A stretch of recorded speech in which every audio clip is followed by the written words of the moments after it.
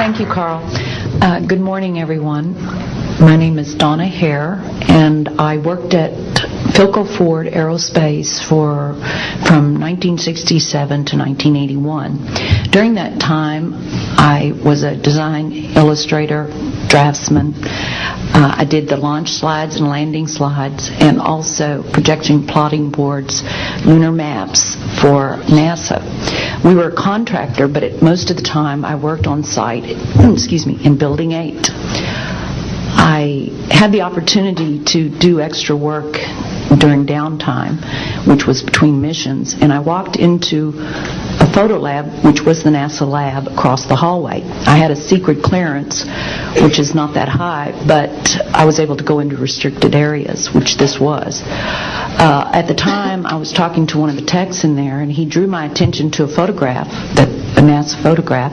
It had a dot on it, and I said, "What is that?" Well, he drew my attention to it, and I said, "Is that a dot on the emulsion?" And he said, and he's smiling, and he has his hands crossed, and he said, "Round dots on the emulsion don't leave round shadows on the ground."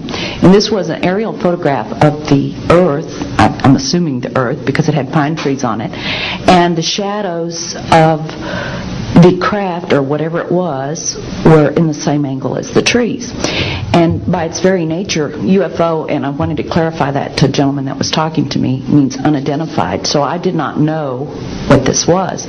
But I realized at this point that it's very secret, that it was kept secret, because I asked him, "What are you going to do with this piece of information?" And he said, "We always airbrush these out before we sell them to the public." So they're pesky little creatures appearing on this photograph they wanted to get rid of. After that, I decided I would ask questions to other people that work there.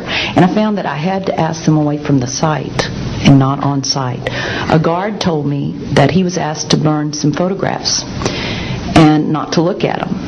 And there was another guard guarding him, who was in green fatigues, watching him burn the photographs. And he said he was too tempted. He looked at one, and it was a picture of a UFO. And he was very descriptive. I can go into that later with anyone.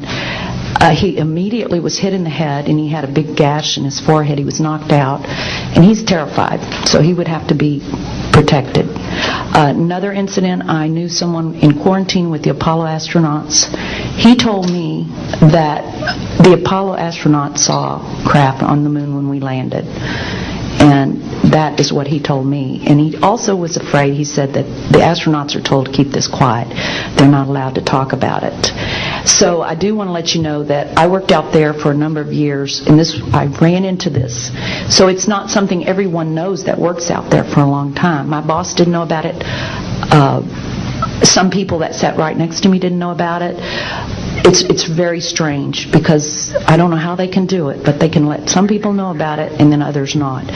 I'm willing to testify before Congress that what I'm saying is true, and thank you very much.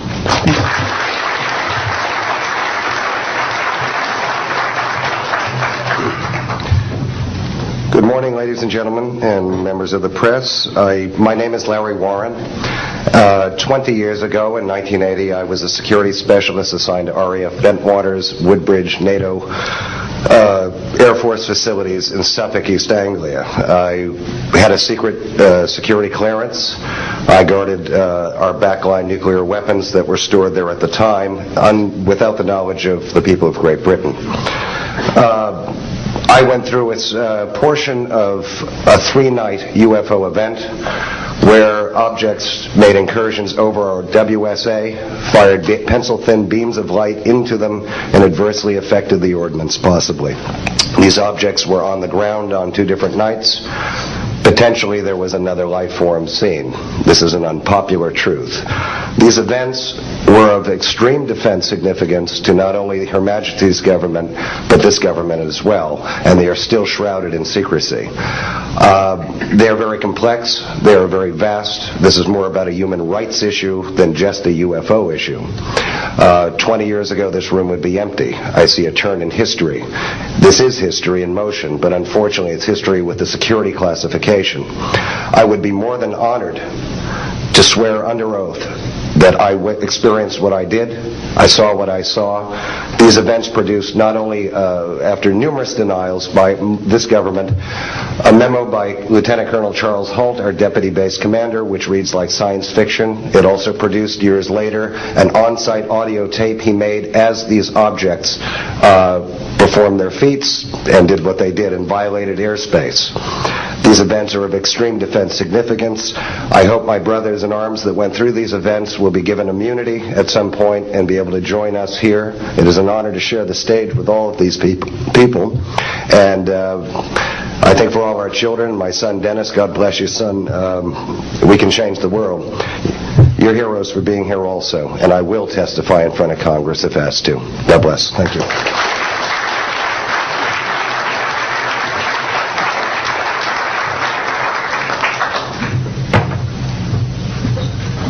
Hi, my name is George Filer III.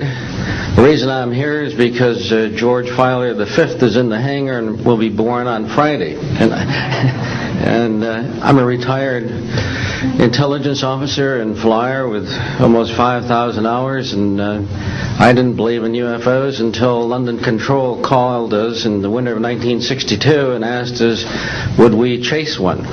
And we said, sure. So we let down from 30,000 feet to 1,000 feet where the UFO was hovering, and we went into a steep dive and actually exceeded the red line of the aircraft. So it's kind of dangerous chasing UFOs.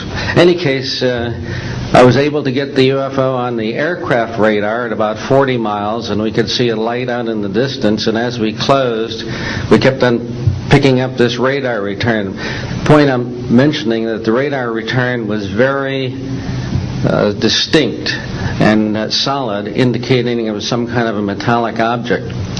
We got about a mile from the UFO, and it kind of lit up in the sky and went off into space, very similar to what the shuttle looks like when it takes off. Later on, I was working in intelligence in Vietnam. I briefed General Brown about UFOs. When I was in 21st Air Force in McGuire Air Force Base, I briefed General Glau about a UFO over Tehran, Iran in 1976. The two F-4s from the Iranian Air Force had taken off and tried to intercept the UFO. And when they turned on their fire control systems, they immediately went off. All the electrical systems went out. The planes had to return to base. This was particularly significant because it was also picked up on satellites. In 1978, on January 18th, I was going into the base. Every morning I did the briefing to the general staff, and I noticed that there are some lights off in the distance at the end of the runway there. And when I got into the command post, the senior master sergeant in charge said that there had been UFOs in the pattern all night. They're on radar. The tower had seen them. They got in aircraft reports and so on. And that one had landed or crashed at Fort Dix. Fort Dix and McGuire are right together. And this is kind of like the Roswell of the East. But in any case, an alien had come off the craft and had been shot by a military policeman, and apparently was wounded and was heading for McGuire. So for whatever reason, the aliens liked the Air Force better than the Army, perhaps because they're shooting at them. But in any case, our security police went out there and found him on the end of the runway dead. And they asked me to brief the general staff, General Tom Sadler, and at the 8 o'clock stand-up briefing. And I said, I don't think I want to do this. You know, the general doesn't have a good sense of humor, and I'm not sure I believe this. So I did some checking, called the 438th command post, and everybody had pretty much the same story. And at 8 o'clock that morning, just before I went on, was going to brief this, and I was very worried about it. They said, don't brief it, that it's too hot, so to speak.